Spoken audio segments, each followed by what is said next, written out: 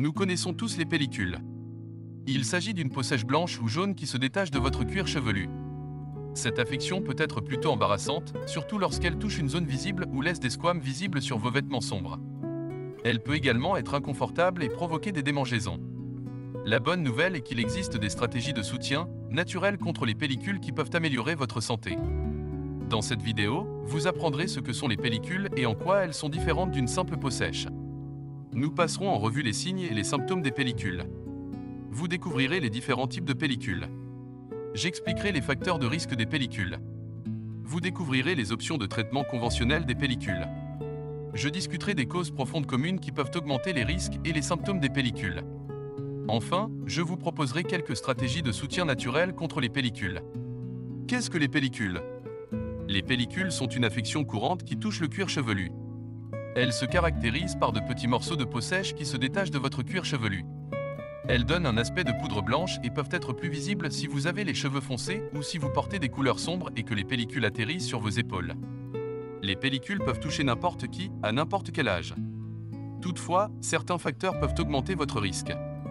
Les facteurs de risque de développer des pellicules sont les suivants. Être un homme. Être un adulte jeune ou d'âge moyen. Avoir un cuir chevelu et des cheveux gras. Faire face à un stress excessif ou chronique. Avoir un système immunitaire affaibli, notamment par le VIH, SIDA, l'hépatite C ou une greffe d'organes. Carence en zinc, en vitamine D, en vitamine B ou en certaines graisses, ou manque d'apport en ces nutriments. Avoir un trouble de l'alimentation. Avoir des antécédents familiaux d'affections cutanées auto-immunes. Alors, quelles sont les causes des pellicules? Les pellicules causées par une peau grasse. Sous la surface de votre peau se trouvent des glandes qui produisent une substance huileuse. Il s'agit du sébum. Votre corps le fabrique pour hydrater et protéger votre peau.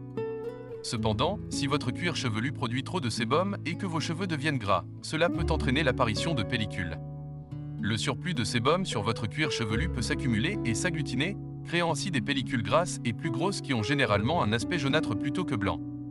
Pellicules dues à des champignons. Une cause fréquente de pellicules est un champignon appelé Malassezia. Ce champignon se trouve en fait sur la peau de tout le monde. Cependant, chez certaines personnes, il peut devenir problématique et déclencher une inflammation et une dermatite séborréique. Cette réponse inflammatoire peut provoquer des pellicules et d'autres problèmes de peau, notamment l'eczéma. Le traitement peut impliquer un shampoing spécial pour l'eczéma, la dermatite séborréique ou le psoriasis à base de pyrithione de zinc. L'huile d'arbre à thé ou un shampoing à base d'huile d'arbre à thé peuvent également être utiles. Pellicules liées à une maladie. Vous pouvez également développer des pellicules en raison d'une maladie de la peau. La dermatite séborréique, l'eczéma et le psoriasis sont souvent à l'origine des pellicules. La dermatite séborréique est fréquente chez les personnes au cuir chevelu gras. Elle peut provoquer des rougeurs, des démangeaisons et une desquamation. L'eczéma ou la dermatite atopique est une affection cutanée inflammatoire qui peut également provoquer des rougeurs, des éruptions, des démangeaisons et une desquamation. Le psoriasis est une maladie auto-immune dans laquelle les cellules de votre peau produisent et se développent trop rapidement. Il en résulte des plaques épaisses, sèches et squameuses. Le psoriasis du cuir chevelu peut provoquer une accumulation blanche de cellules mortes, une inflammation, une desquamation et des pellicules liées à la maladie. Dans le cas des pellicules liées à une maladie, il faut s'attaquer à l'affection cutanée sous-jacente pour maîtriser les pellicules. Il est important de comprendre vos facteurs de risque et vos symptômes. Cependant, pour vraiment traiter votre problème, nous devons comprendre les causes profondes qui peuvent augmenter votre risque, contribuer à votre état pelliculaire ou l'aggraver. Voici les principaux facteurs à l'origine des pellicules. Génétique. L'un des principaux facteurs de cause fondamentale des pellicules qui peut augmenter votre risque de développer cette affection est la génétique. Selon un article publié en 2021 dans Bioessai, des chercheurs en génétique ont découvert 487 marqueurs génétiques associés aux pellicules. Les chercheurs ont découvert que les variations génétiques peuvent affecter les gènes inflammatoires, les niveaux d'inflammation, le métabolisme des lipides, la réponse immunitaire, la prolifération cellulaire, l'apoptose, le développement et la santé de l'épiderme et la réponse aux stimuli. Régime inflammatoire. Suivre un régime inflammatoire entraînera, sans surprise, une inflammation chronique. En revanche, un régime riche en antioxydants et anti-inflammatoires peut aider à contrôler l'inflammation chronique. Un régime inflammatoire riche en sucre, en amidon, en acides gras oméga-6 inflammatoires, en huile végétale raffinée et en aliments transformés peut accroître l'inflammation chronique. L'inflammation peut réduire votre réponse naturelle aux réactions allergiques ou aux blessures de la peau. Elle peut également provoquer des gonflements, des éruptions cutanées, des démangeaisons et des douleurs. Le sucre et les amidons peuvent également déclencher une surproduction de sébum et rendre votre peau plus grasse. Le sucre et les amidons peuvent également nourrir les levures et les champignons et augmenter les pellicules liées aux champignons. Intestin perméable. Une revue de 2019 publiée dans Micro-organismes a révélé qu'il existe un lien entre votre santé intestinale et votre santé cutanée. Ils ont constaté que les déséquilibres du microbiome intestinal peuvent causer des pellicules, du psoriasis, de la dermatite, de l'acné et d'autres problèmes de peau. Il existe donc un lien entre votre peau et vos intestins. Une maladie auto-immune peut entraîner des pellicules dans certains cas. Le psoriasis est une maladie auto-immune qui peut entraîner des pellicules. Faible taux d'acide gastrique. Une revue de 2019 publiée dans Micro-organismes et une revue de 2021, publiée toujours dans Micro-organismes, ont toutes deux constaté qu'il existe un lien entre la santé de votre microbiome intestinal et la santé de votre peau. Au-delà du mauvais équilibre du microbiome et du syndrome de l'intestin qui fuit, de faibles niveaux d'acide gastrique peuvent contribuer aux pellicules et à d'autres problèmes de peau. L'acide chlorhydrique ou HCl est essentiel à votre digestion et à votre santé générale.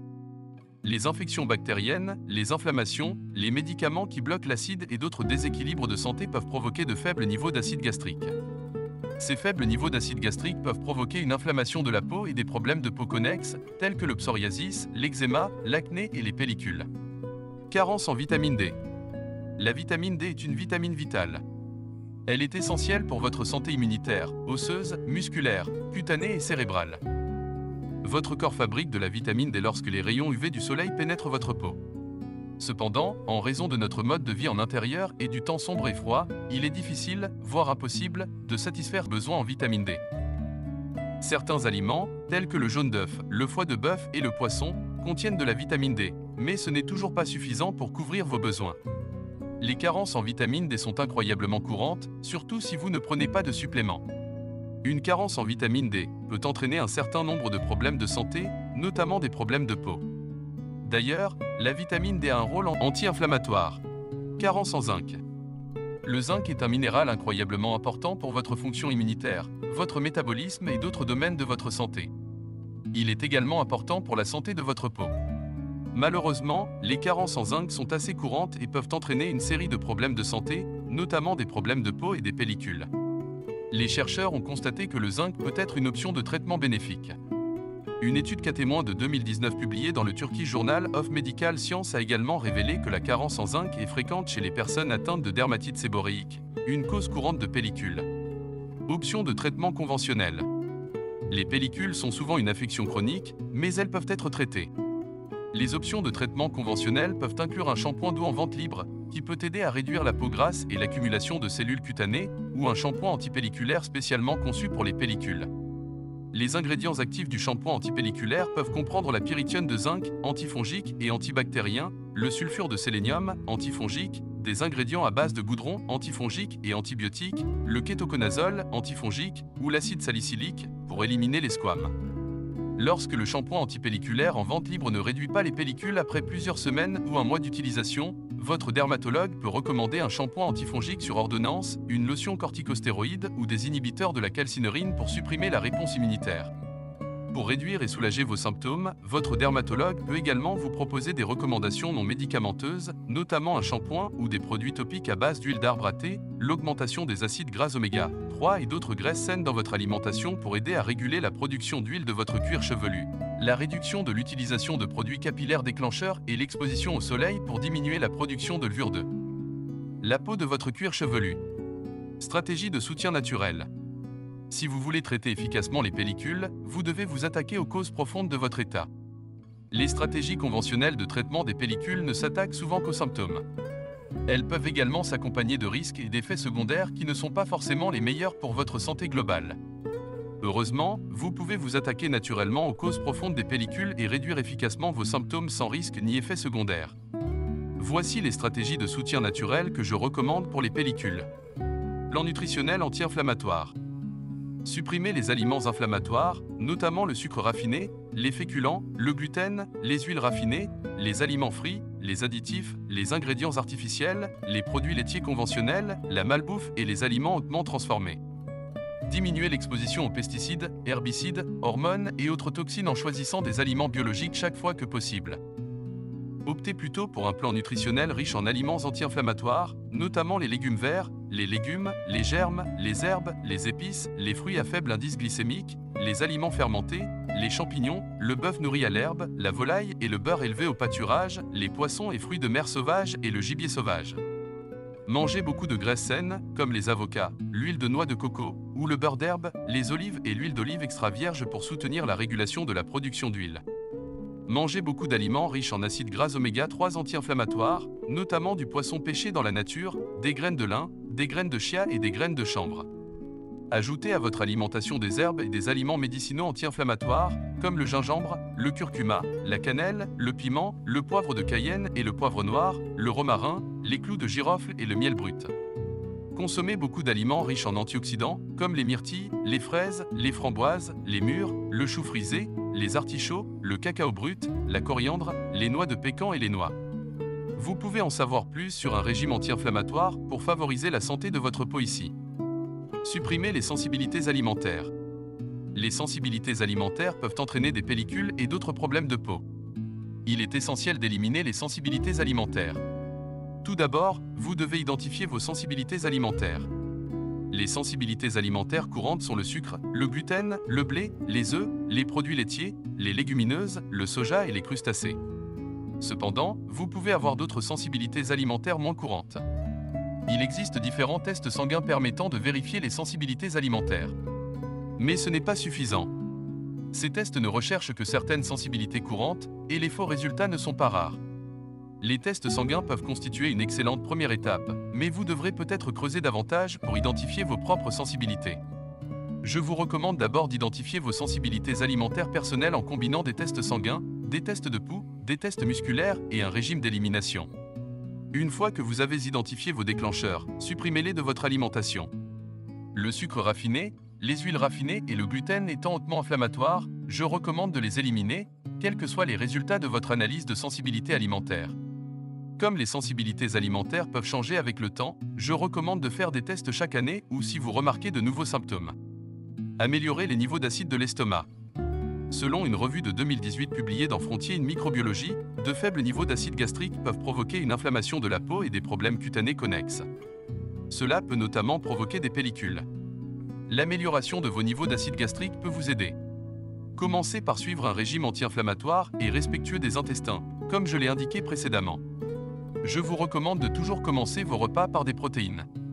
Comme il est culturellement courant de prendre une salade avant son plat de protéines, cela peut sembler étrange au début. Mais commencer par des légumes verts et des fibres avant les protéines n'est pas bon pour la production d'acide chlorhydrique. Il est bien plus judicieux de manger vos protéines avant ou avec la salade ou les légumes plutôt qu'après. Pour des niveaux d'acide gastrique optimaux, je vous recommande de prendre vos plus gros repas lorsque vous êtes le plus détendu. Cela peut être au déjeuner ou au dîner, en fonction de votre emploi du temps. Votre corps a besoin d'activer le système nerveux parasympathique pour produire suffisamment d'acide gastrique. Mangez lentement et mastiquez bien vos aliments. Hydratez-vous bien tout au long de la journée entre les repas pour aider à activer la motilité intestinale et à pousser le contenu dans le système digestif, ce qui réduira la fermentation microbienne et la toxicité dans l'organisme. Cependant, arrêtez de boire de l'eau ou d'autres liquides au moins 30 minutes avant le repas, sauf si vous devez prendre un supplément avec 2 onces d'eau et ne buvez pas d'eau ou d'autres liquides avant au moins 30 minutes après le repas. Cela permet une activité adéquate de l'acide gastrique, la stérilisation et le métabolisme des protéines. Soutenir le microbiome intestinal. Pour soutenir votre digestion et la santé de votre microbiome, je vous recommande de prendre des probiotiques. Je recommande également de consommer des aliments fermentés riches en probiotiques, comme la choucroute, le quinchi, les légumes fermentés, les herbes fermentées, le kéfir de coco, le yaourt de coco et le kombucha, à moins que vous ne souffriez d'une intolérance à l'histamine. Les aliments fermentés sont riches en histamine et peuvent être très déclencheurs si vous avez une intolérance à l'histamine, vous devez donc les éviter. Vous pouvez également bénéficier d'aliments riches en prébiotiques qui nourrissent ces bonnes bactéries issues des probiotiques, comme les topinambours, les pommes, le jicama, l'ail, l'oignon et les poireaux. Cependant, les aliments riches en prébiotiques peuvent être déclencheurs pour certaines personnes. Ils ne sont pas appropriés si vous suivez un régime pauvre en FODMAP ou un régime carnivore.